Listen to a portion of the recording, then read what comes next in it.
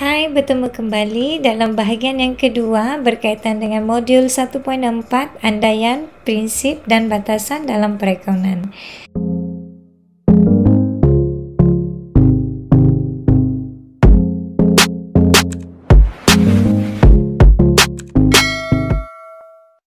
Dalam bahagian yang pertama, cikgu telah menerangkan berkaitan dengan andaian perakaunan. So, pada kali ini, bahagian yang kedua, cikgu akan menerangkan berkaitan dengan prinsip perakaunan dan batasan perakaunan. Jom kita lihat berkaitan dengan prinsip perakaunan. Kita ada yang pertama ialah ketekalan, kedua ialah prinsip kos, dan ketiga pengiktirafan hasil dan belanja. So, kita lihat dulu apa itu ketekalan. Ketekalan ini berkaitan dengan satu kaedah atau satu prosedur yang konsisten yang digunakan dalam perakaunan sesebuah perniagaan. Okay? So, dia perlu konsisten dalam prosedur perakaunan yang digunakan. Okay? So, kita lihat contoh yang pertama. Perniagaan AD menggunakan kaedah garis lurus untuk mengira susut nilai mesin bagi setiap tempoh perakaunan. So, dalam situasi ini kita faham ketekalan itu ialah satu kaedah yang konsisten. So, kalau kita lihat dalam situasi contoh yang pertama ini, perkataan kaedah garis lurus itu sudah menunjukkan ketekalan yang mana dia menggunakan kaedah yang konsisten dalam prosedur perakaunan. Kita lihat contoh yang kedua pula. Pada tahun 2011, perniagaan Didi telah membeli sebuah kenderaan dan susut nilai kenderaan dikira pada kadar 10% setahun mengikut kaedah baki berkurangan. Di sini juga jelas menunjukkan perkataan mengikut kaedah baki berkurangan itu ialah satu ketekalan, satu prinsip yang menerangkan berkaitan dengan ketekalan. So, dia menggunakan kaedah atau prosedur perakaunan yang konsisten dalam merekod atau menyediakan penyata kewangan. Kita lihat prinsip kos pula, iaitu semua aset itu, jika kita beli sesuatu aset, kita akan rekod dia dalam penyata kewangan menggunakan nilai sebenar atau nilai pembelian sesuatu aset tersebut. Okey, kita lihat contoh yang pertama. Dalam penyata kedudukan kewangan pada 31 Disember 2020, mesin direkodkan pada harga asal walaupun nilainya telah berkurangan. So, perkataan direkodkan pada harga asal itu menunjukkan prinsip kos yang mana mesin itu direkod pada harga asal, iaitu harga pembelian, walaupun nilai telah berkurang tetap direkod pada harga asal di penyata kedudukan kewangan. So, kita lihat contoh yang kedua.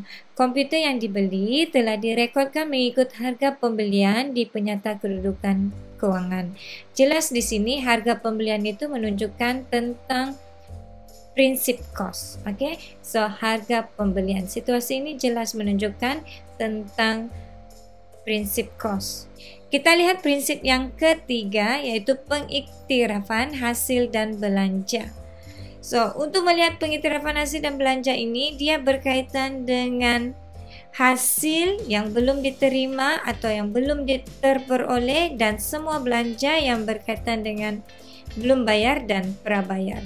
So, belum terima, belum terperoleh, belum bayar dan prabayar ini perlu diambil kira semasa menyediakan penyata kewangan pada akhir tempoh perakaunan.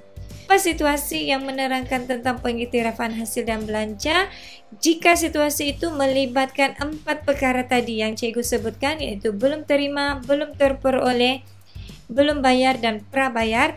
Keempat-empat ini menerangkan tentang pengiktirafan hasil dan belanja. So, kita tengok contoh satu. Perniagaan Mesra telah merekodkan sewa 2,000 dalam penyata kewangan perniagaan, termasuk sewa belum dijelaskan sebanyak 500. Perkataan sewa belum dijelaskan itu ialah sewa belum bayar, dan ini menunjukkan tentang prinsip perakaunan yang menerangkan pengiktirafan hasil dan belanja. Kita lihat contoh yang kedua. Perniagaan mesra telah merekodkan insurans 1,800 dalam penyata kewangan perniagaan setelah mengambil kira insurans prabayar sebanyak 200. So, perkataan insurans prabayar itu menunjukkan pengiktirafan hasil dan belanja. Mudahkan untuk melihat sesuatu situasi itu berkaitan dengan pengiktirafan hasil dan belanja. Kita cuma tengok 4 perkara ini, iaitu belum terima, belum terperoleh, belum bayar, dan prabayar. Kita telah lihat andaian perakaunan dan kita telah lihat juga prinsip perakaunan. Sekarang kita lihat pula apa itu batasan perakaunan. Dalam batasan perakaunan kita ada satu saja, iaitu kos manfaat. Apa itu kos manfaat? Kos manfaat ini kita melihat atau menilai sejauh mana pendapatan dapat dijana daripada kos yang ditanggung dalam sesuatu projek. Dia macam ni, kita ada contoh, kita ada projek, kita akan melihat sejauh mana projek itu dapat memberi atau menjana pendapatan kepada perniagaan kita. So, kita juga akan lihat berapa kos yang ditanggung. Contoh, perniagaan IB mempunyai sebuah premis. Perniagaan bercadang untuk menjana pendapatan tambahan. Terdapat dua pilihan, sama ada membuka kedai makanan di premis itu atau menyewakan premis tersebut kepada pihak lain. Dalam situasi ini, perniagaan IB bercadang. Dia mau buat sama ada untuk buka kedai makan di premis perniagaan yang ada itu atau mau bagi sewa kepada pihak lain. So, dia akan melihat situasi ini macam ini. Mau buka kedai makan atau sewakan kepada pihak lain.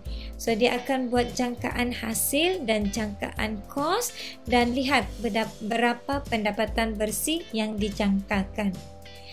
Jika perniagaan IB membuka kedai makan, maka jangkaan hasil yang diperolehi ialah 96,000, manakala jangkaan kos ialah 36,000. Okey, so pendapatan bersih ialah 60,000.